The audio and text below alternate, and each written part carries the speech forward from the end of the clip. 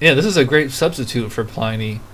Although I think Pliny might actually be easier to come by because this is, as far as I know, it's just a one-time only brewing. So, and you can brew this at home by yourself if you want. Ryan put the whole homebrew recipe in one of his videos. Again, I'll link to that in the description box. I'm really, really liking this, though, as it is. I mean, it doesn't matter if it's coconut or not.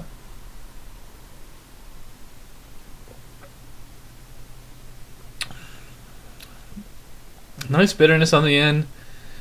Like it's like really bitter, but the hops don't like linger too bad. Like they're, like I said, it's not like ruination where it just kind of sucks all the moisture out of your mouth.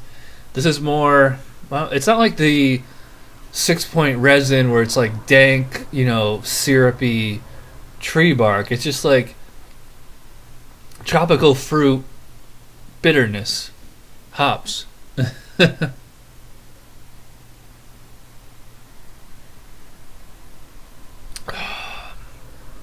It's really easy to drink. It's actually pretty refreshing there for a while. Yeah, I mean, like, the hops linger a little bit, but I mean, 7.7 ABV, 90 IBUs. I mean, it's gonna do that. But yeah, this is a really good beer. I don't need to take a break or anything. I'm gonna give this. I'll give this a 9 out of 10 right now.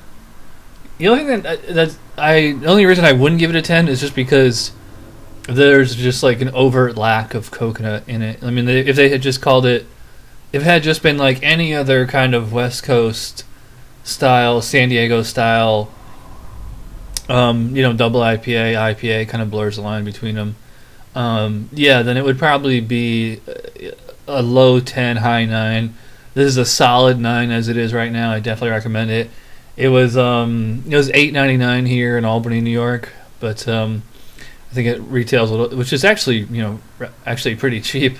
I think the Woot Stout was like 13 or 14 bucks or something like that. But yeah, if I can talk, Stone R&R Coconut IPA. I'll give this a 9 out of 10. I think it's an excellent beer. Really enjoy this. I would love to take a crack at this.